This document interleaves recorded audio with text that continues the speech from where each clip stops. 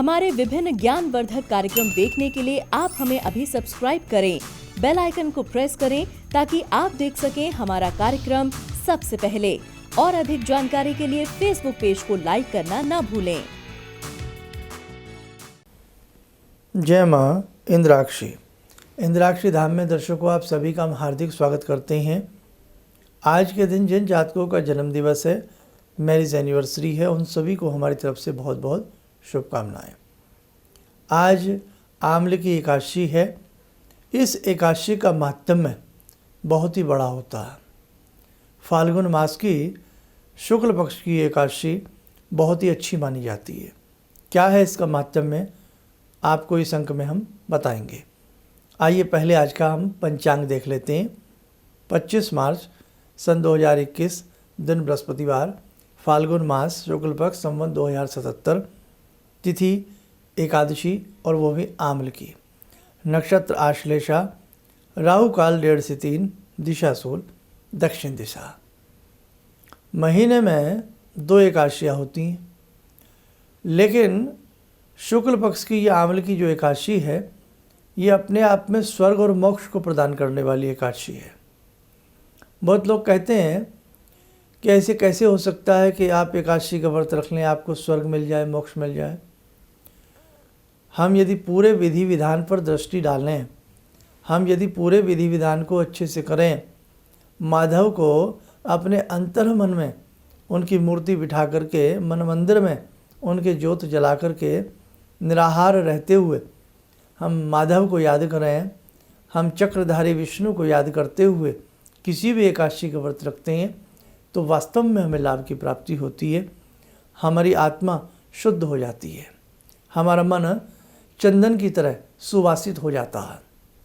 देखिए, भगवान ने स्वयं उपदेश दिया कि आंवले का पेड़ यदि आपको मिल जाए और आंवले के पेड़ के नीचे बैठ कर के आप इस एकादशी का महात्म्य सुने या सुनाएं, या आंवले के वृक्ष के नीचे बैठ कर के भगवान पुरुषोत्तम के, जनार्दन के 1008 नामों का जप करें, तब देखें आप कितने फ़ायदे। आंवला जो है, आंवला कितना सुपाच्य होता है। आंवला श्रेष्ठ फलों में से माना जाता है। आंवले का रस, आंवले का मुरब्बा, ये अपने आप में प्रचलित होता है। च्यवन ऋषि ने भी आंवले की, और वैदिक शास्त्रों में भी, आयुर्वेद के शास्त्र में भी आंवले को संजीवनी माना गया है। ऐसे अनेकों ऋषि मुनि हुए हैं जिन्होंने आंवले का सेवन करके परम सिद्धि को प्राप्त किया है। इसमें कहीं कोई संशय नहीं है। जरा सी बात, पेट खराब नहीं होता, आंवले का चूर्ण ले लेते हैं हम, है ना। बालों के लिए आंवला शिकाकाई का प्रयोग हम करते हैं। तो जहाँ जिस वृक्ष में इतनी गुण हो, उस वृक्ष के नीचे की गई हरि की साधना वास्तव में व्यक्ति को हरा कर देती है। मामूली मत समझिए आप। तो एकादशी का दिन हो, और वो भी आंवला एकादशी हो, और दिन कितना प्यारा आया है इस बार, बृहस्पतिवार है, जनार्दन का दिन है। अब शहर हैं, वृक्ष नहीं हैं, अर्बन सिटीज़ में हम रह रहे हैं, अंग्रेजी कल्चर हमारे ऊपर तांडव कर रही है। अब तो घूमने बस पहाड़ों में कभी कभी बच्चों को लेकर के चले जाते हैं, 2-4 दिन फ़ोटो खींच ली, बस उसी से हम जीवन का आमोद प्रमोद बना लेते हैं।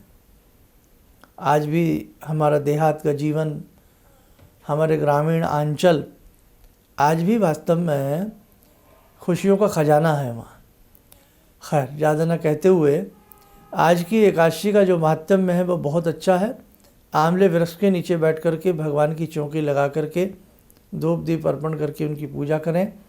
आंवले के मूल में मीठा शरबत चढ़ावें, कच्चे सूत के 11 तार लपेटें, तिलक करें, धूप दीप करें। आंवले की ही पूजा करना, आंवले वृक्ष की पूजा करना भी उत्तम फल देने वाली है।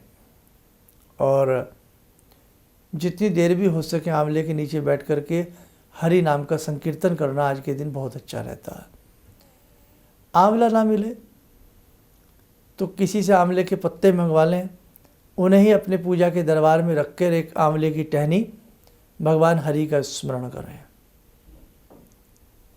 ऐसा भी ना हो सके तो भाई फिर तो मजबूरी है ना, फिर अपने ही घर में बैठ कर के हरि का संकीर्तन करें, गंगा जल के अपने पे छींटे लगावें, हल्का सा गंगा जल मिश्रित करके सूर्य नारायण को जल दें और दिन भर चलते फिरते उठते बैठते श्री हरि का जाप करें। आसपास कहीं गौशाला हो, गौशाला में जाकर के गौ माता की सेवा करें, पक्षियों को अनाज डालें, फल बाँटें और किसी सदग्रस्त ब्राह्मण को अच्छे से जूता चप्पल छाता आदि हम दान करें। देखो, अब जो दान की महिमा शास्त्रों में जैसे है वैसे तो बतानी पड़ती है। बहुत लोग उपहास कर देते हैं कि किसी को ऐसे को दे दो, ठीक है, फिर शास्त्रीय विधान मत करें आप। अगर आपने किसी ऐसे वैसे को ही दान करना है तो आप रोज़ करिए, एकादशी का क्यों इंतजार करते हैं? फिर आप तो कभी भी कर सकते हैं फिर। लेकिन जो महात्म्य है, जो विधि है, जो विधान है, वो ज़रूरी है। आजकल धर्म को तोड़ने वाले बहुत लोग आ गए हैं, नाना भांति की बातें करेंगे, मन को भटकाएंगे। अरे साहब, दान देना है तो वहाँ दे दीजिए, यहाँ दे दीजिए। तो आप फिर किसी तीज त्योहार का इंतजार मत करिए। अगर आप इतने दानी पुरुष हैं, फिर आप दान करते रहिए। लेकिन अगर बात किसी विधि की आती है, विधान की आती है, तो विधान फिर विधान के तरीके से ही होता है। और सुने, जो हमें उपदेश देते हैं उनसे पूछिएगा कि जब श्राद्ध आएंगे तो आप जो अपने दादाजी का श्राद्ध करते हैं उसमें आप किसी और बिरादरी को बुला लेंगे क्या? देखो, मैं यहाँ कोई पक्षपात में नहीं हूँ, लेकिन मैं विधि की विधान की बात कर रहा हूँ। क्या आपके यहाँ श्राद्ध का नोता गुप्ता जी आकर खा लेंगे? क्या आपके यहाँ वर्मा जी आ जाएंगे श्राद्ध खाने? या आपके यहाँ कोई और आ जाएंगे श्राद्ध खाने? त्यागी जी भी नहीं आएंगे, वर्मा जी भी नहीं आएंगे। कौन आएंगे? शर्मा जी आएंगे। क्यों? क्योंकि आपको डर लगता है, अब श्राद्ध चल रहे हैं, अब तो साहब विधि से करना है। तो देखो भाई, मेरी बात को अन्यथा ना लिया करें। मैं किसी पक्ष में नहीं हूँ, लेकिन मैं पक्ष में किसके हूँ? विधि के। तो जैसा विधि का विधान होता है हमें वैसा करना पड़ता है। हाँ, वो बात अलग है कि उसी दिन आप विधि का विधान भी निभाएं और गरीबों के लिए। मैं तो अपने हर एपिसोड में आपको बताता हूँ कि आप किसी गरीब के लिए जूता ले जाएं, चप्पल ले जाएं, उनकी साथ में भी सेवा करें तो आपका व्रत पूर्ण माना जाता है। तो आइए, ये सब बातें आपसे हुई, बहुत अच्छा लगता है आपसे दिल की बातें करते हुए। अब हम आज जैसे पावन सुंदर एकादशी का दिन है, तो जिनका एकादशी का व्रत हो उनका सहयोग भी करना चाहिए। और यदि एकादशी के व्रत में आप दिन में निराहार रह सकें, वैसे तो खैर इसमें ये कहा गया है कि अगले दिन हम इसमें सूर्य नारायण आदि की पूजा करके, श्री हरि की पूजा करके फिर भोजन ग्रहण करते हैं, ब्राह्मण भोज आदि करा करके। लेकिन इतना बहुत लोगों से नहीं निप पाता है, तो उसमें रात्रि में एक भुक्त भोजन आप ले सकते हैं, वो भी सात्विक आहार के रूप में। अन्न ना लें तो ज़्यादा अच्छा है, फलाहारी ले लें, दूध ले लें, जितना आपसे निभ सके निभाने का प्रयास करें। और जो भी हमारे घर में बुज़ुर्ग वगैरह हों जो व्रत रखते हैं, ख़ास तौर से देखो बेचारे बुज़ुर्ग ज़्यादा एकादशी का व्रत रखते हैं, उनका हम सब मिल कर के ध्यान रखें, उनको ठेस न पहुँचाएँ, उनका मान सम्मान करें, उन्हें प्रेम दें। आखिरकार वो किसके लिए व्रत रखते हैं? अपनी संतानों के लिए, उनकी सलामती के लिए, उनकी सुरक्षा के लिए, उनके अभ्युदय के लिए, है ना? तो इसलिए सबको ध्यान रखना चाहिए इन बातों का। भगवान हरि, भगवान नारायण सबके ऊपर कृपा करें। आइए, समय हो चला आज की ध्यानमाला का, जुड़ते हैं नारायण के ही सब रूप भगवान श्री कृष्णा से। ॐ करारविन्दे न पदारविन्दं मुखारविन्दे विनिवेशयन्तं वटस्य पत्रस्य पुटे शयनं बालामुकुन्दं मनसा स्मरामि, बालामुकुन्दं मनसा स्मरामि। कस्तूरीतिलकं ललाटपटले वक्षस्थले कौस्तुभं नासाग्रे वरमौक्तिकं करतले वेणुकरे कङ्कणं सर्वाङ्गे हरिचन्दनं सुललितं कंठे च मुक्तावले गोपास्ति परिवेष्टितो विजयते गोपालचूडामणि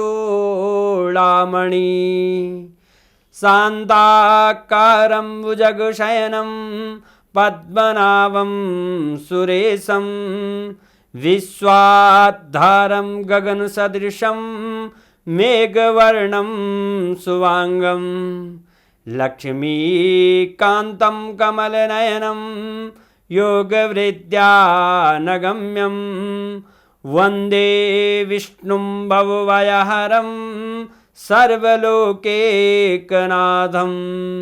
कवच बना लें, ध्यान करें, भगवान श्री कृष्ण का नारायण का आशीर्वाद हम सबके ऊपर बरस रहा है।